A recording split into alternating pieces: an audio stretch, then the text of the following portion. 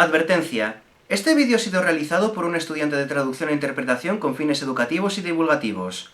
Siendo así, estos contenidos no deben verse como un sustitutivo de esta carrera, sino como una curiosidad o una puerta a ciertos conocimientos. El autor no condona el intrusismo laboral ni el mal uso que se pueda dar a sus contenidos. Creo que ha llegado el momento de hablar de una de las cosas que más me habéis pedido y sobre las que más me habéis preguntado desde que empecé esta sección de mi canal. Los fansubs y qué opino de ellos como traductor. Anteriormente ya vimos cosas como el paradigma de la equivalencia, el paradigma de la finalidad o scopus theory, y qué hacer para adaptar culturalmente una obra de una región o época del mundo a otra. Pero ha llegado la hora de trasladar esos conocimientos a la práctica, de ver cómo se traducen, y nunca mejor dicho, estas cosas en un mundillo apartado del oficial de la traducción, pero que funciona de forma paralela y está muy presente en nuestras vidas: los fansubs. Para quien haya estado viviendo debajo de una roca durante el pasado medio siglo, los fansubs vienen a ser traducciones hechas por fans de un producto, normalmente una película, un cómic o una serie de televisión, para atravesar la barrera idiomática que separa al fandom del producto del que son fans. Y el ejemplo más característico de esto y que vemos más continuamente es justo las traducciones de mangas y animes por motivos evidentes. Y si queréis saber mi opinión como traductor, os voy a ser claro, directo y sincero. Los fansubs son intrusismo laboral. Pero antes de que se os pongan los pelos de punta y me lancéis mil maldiciones orientales, también he de decir que, aunque los fansubs sean una actividad intrusiva, son igualmente algo necesario por tratarse de un puente idiomático y hasta casi cultural. Casi. Yo soy traductor, o al menos aspiro a ser uno, pero también soy consumidor habitual de fansubs, principalmente de obras japonesas. Así que no puedo ser un férreo defensor del mundo de la traducción profesional diciendo que los fansubs son algo inherentemente malo, pero al mismo tiempo tampoco puedo autoengañarme pensando que los fansubs son una panacea y que quien necesita traductores, localizadores y otros profesionales del sector, cuando 4 chavales les ponen unos subtítulos a una serie y ya con eso parece que lo han hecho todo y sin mover la mitad de recursos que un trabajo oficial. Para poder analizar bien este tema, tenemos que saber diferenciar el modo de hacer tanto de un lado como del otro, reconocer sus puntos fuertes y sus puntos débiles. Por un lado, en primer lugar, tenemos el mundo de la traducción, cuya forma de comunicar ya la hemos ido viendo en vídeos anteriores. En resumidas cuentas, la traducción profesional tiene como objetivo comunicar, y de un modo que va mucho más allá de lo meramente lingüístico, sino que también engloba lo cultural. Y para ello utiliza varios paradigmas, como el de la equivalencia, el de la finalidad. Pero al mismo tiempo existe también un tercer paradigma que explica la perduración en el tiempo del propio mundo de la traducción y que utilizaremos en este vídeo: el paradigma del descriptivismo. El objetivo principal del paradigma descriptivista es describir qué son en realidad las traducciones en vez de prescribir cómo deberían ser. Al contrario que en los dos paradigmas anteriores, más que explicar cómo se traduce bien, pretende descubrir cómo traducen las personas, además de que propone algunos conceptos teóricos basados en el método científico que ayudan a solucionar problemas. En el descriptivismo existen muchas escuelas y muchos teóricos, pero vamos a quedarnos en pos de la simpleza en los preceptos de su rama europea. En primer lugar, se debe adoptar un enfoque científico para describir las traducciones, así como para traducir. En segundo lugar, considerar todos los trabajos anteriores del campo de la traducción como precientíficos, lo que permite que estos sean reevaluados y adaptados al método científico. Y en tercer lugar, estudiar la traducción para entender la traducción. Esto nos puede sonar a perogrullo, pero creedme que en aquella época, y no muy alejada de la nuestra, puesto que estos paradigmas surgieron camino de finales del siglo XX, la traducción se estaba tomando muy en serio. Se estaba dejando de ver la traducción como una especie de pseudoliteratura para madurar en una disciplina científica y académica vital para el mundo de la comunicación y la cultura. De esta forma, el estudio de la traducción permitió la pervivencia y evolución de la traducción misma, ya que si una traducción se da por válida y buena, pasa a formar parte de un corpus. Se convierte en una herramienta o un ejemplo en que futuras traducciones se basarán fruto de la observación y la investigación. ¿Y qué tiene que ver el descriptivismo con el tema de los fansubs? Que desde el punto de vista profesional, las traducciones profesionales, valga la redundancia, están muy bien resguardadas. Son una colmena de un buen saber hacer que no hace más que crecer y retroalimentarse, lo que da lugar a mejores traducciones y, por supuesto, a una mejor comunicación entre culturas. Como ya dije antes, la traducción profesional tiene como objetivo comunicar interlingüística e interculturalmente no solo los mensajes, sino las ideas, sentimientos y demás de su autor. Y ya sea por equivalencias o según la finalidad, vemos que el mundo de la traducción forma un corpus avalado por poco menos cada profesional de este campo. De esta forma vemos que el mundo de la traducción no puede resumirse en simplemente pasar una frase de un idioma a otro bajo el pretexto de eso lo hace cualquiera, pues se trata de un saber hacer basado en el método científico para averiguar qué se adapta mejor a qué, cuándo y dónde. Y eso lleva una enorme cantidad de tiempo de investigación y trabajo. La figura del traductor profesional es la de una persona que debe ser un mini experto en la materia que le toque traducir y que debe mantener una nutrida red de contactos para hacer bien su trabajo. ¿Por qué? Porque es la cara de la traducción, el responsable último ante el cliente de cómo saldrá el encargo. Y eso, como veis, conlleva una responsabilidad enorme. Por supuesto, hay traductores buenos y traductores malos, como en todos los trabajos y ámbitos de la vida. Pero esta es la figura ideal a la que cualquier profesional de la traducción debe aspirar para ser competente. Por el contrario, el mundo del fansubbing no parte de esas premisas ni responsabilidades porque es, ante todo, un hobby. Remunerado no, pero un hobby al fin y al cabo. Y que encima responde a un público que, mientras tenga lo que quiere, le dará igual la calidad. No es una actividad profesional seria, ni menos una disciplina académica, le pese a quien le pese. Y no es por ser despectivo, es que es lo que es. Siendo así, el fansubbing carece de un corpus o un visto bueno profesional, de modo que se trata de proyectos en los que cada fansubber se encuentra solo ante el peligro para hacer lo que buenamente pueda. Sí, contará con colegas que le hagan las veces de editores para evitar faltas de ortografía y demás, pero ya de primeras vemos que nadie parte de unas bases disciplinadas ni estudiadas.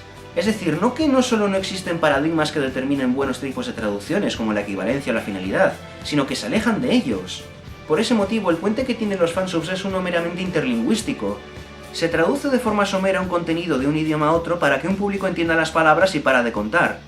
La comunicación ocurre entonces a rasgos muy superficiales, puesto que se traduce palabra por palabra, pero se dejan en el aire términos específicos, tics verbales, comunicativos o expresiones.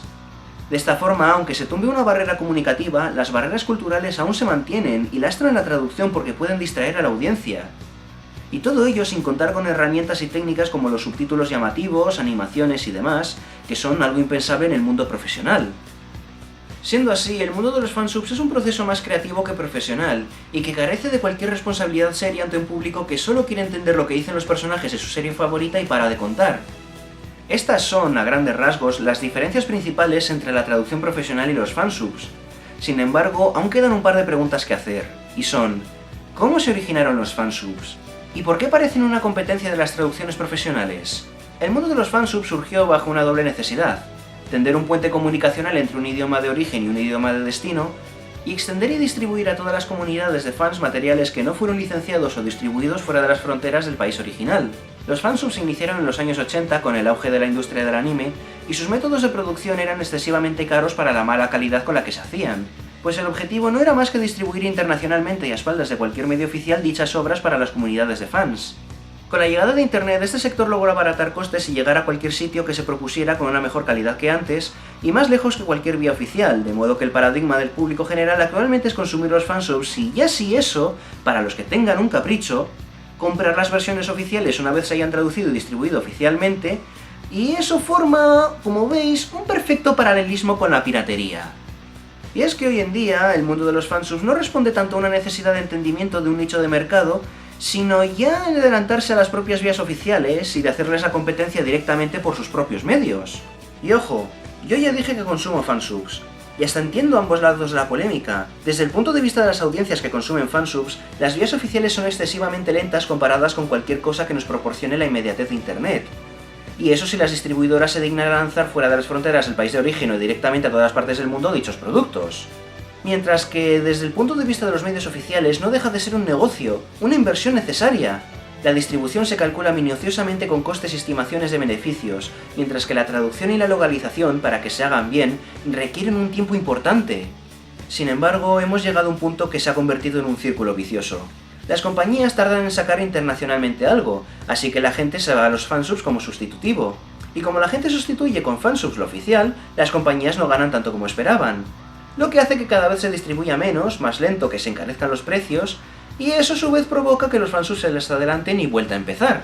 Una solución, en teoría sencilla, vendría a ser consumir y apoyar las fuentes oficiales, incluso aunque se hayan consumido ya las adaptaciones de los fans. De esta forma, las empresas creadoras y distribuidoras verán que sus prácticas funcionan e internacionalizarán más sus productos al ver una alta demanda de su oferta. Así, el mundo del fansubbing podría coexistir como una especie de adelanto, algo más para calmar el hype o conocer el producto, un tentempié antes de comprar la obra oficial. Y como veis, todo el mundo saldría ganando, al menos en teoría. ¿Por qué en teoría? Porque este es, en primer lugar, el mismo problema que pasa con la piratería, yo esto ya me lo he visto gratis, así que ¿para qué voy a pagar por ello? Y en segundo lugar, porque la práctica de la traducción es una práctica invisible. Y me explico. Una traducción realmente buena es como los healers en un MMO. Cuanto mejores son, menos se nota que están ahí. Como ya habréis visto en mis vídeos anteriores, las adaptaciones lingüísticas y culturales se hacen de una forma tan natural que no nos paramos a darnos cuenta de que algo está traducido. De esta forma, una obra que está bien traducida, por lo general, es una obra que se siente tan natural que uno no se da cuenta de que está traducida. Y claro, si uno no se da cuenta de un trabajo, difícil es apreciarlo porque se da por hecho. Sin embargo, el mundo del fansubbing es justo lo opuesto, son traducciones que se nota que son traducciones. Los fansubs no son proyectos de equivalencia, sino de recreación artística y creativa. Se pasa de un idioma a otro de formas llamativas con sus fuentes abombadas, colorinchis y animaciones, y además se permiten licencias como preservar elementos idiosincráticos de la cultura y habla de origen, que a su vez es un recordatorio más de que estamos leyendo una traducción. Es más, si comparamos esta práctica hasta con la subtitulación profesional, vemos que esta es mucho más seca y sutil a raíz de sus normas para ser lo menos intrusiva posible. Los subtítulos deben estar, pero como acompañamiento, como herramienta, no como protagonistas. De ahí el hecho de que se trate de frases cortas, con letras de palo seco sin serifas y de color blanco o amarillo para evitar que se fundan con el fondo, para ser leídos dentro del mismo vistazo que vemos las escenas sin que dediquemos un solo nanosegundo a detenerlos en su forma, o cualquier otra característica que no sea un contenido que entendemos al instante a la vez que miramos la acción. Y si comparamos esto con la forma de hacerlo de los fansubs, vemos que no hay color. Y todo eso sin contar con esas horribles notas del traductor que fuerzan al espectador a detener la reproducción solo para leer una explicación que perfectamente se podría haber convertido en una adaptación del diálogo. Por desgracia, irónicamente, y ya fuera del ámbito de la traducción, la costumbre al consumo de fansubs y su influencia ha dado pie a que el público haya formado un paradigma mental de «las cosas se tienen que hacer como en los fansubs o no valen para nada». De modo que la traducción cultural, la localización y todo tipo de traducción que no sea palabra por palabra se desprecia y hasta se considera una traición al producto original porque no se dejan las formaciones originales tal cual están. Y aquí suceden dos cosas. En primer lugar, que los fansubs vienen estando dirigidos, como el nombre indica, a los fans. Por lo que es costumbre arraigada que estos dejen sin traducir ciertos elementos porque dan por hecho que su público objetivo ya los conoce. Y claro, cualquier intento de traducción es alienante para dicho público porque la traducción profesional busca una comunicación global, no solo específica. Y aparte, porque ocurre lo mismo que dije en su día en mi canal con el caso de Sabrina Cosas de Brujas, que ahora que hemos crecido y tenemos una retrospectiva, hay cosas que nos parecen infinitamente tróspidas. Pero como ya dije en su día, hay que meter cada traducción en su contexto. Pero el hecho de que tengamos hoy en día un marco comparativo enorme en el que podemos elegir los originales o los fansubs sobre los profesionales, no hace de menos la labor traductora de estos. Precisamente porque una buena traducción es la que no se nota que está ahí, pero nos influye y comunica igualmente. Y es que, por cada traducción que hoy en día nos parezca tróspida, existen montones de ejemplos de traducciones que han formado parte de nosotros sin que nos hayamos dado ni cuenta. Mi casa, teléfono.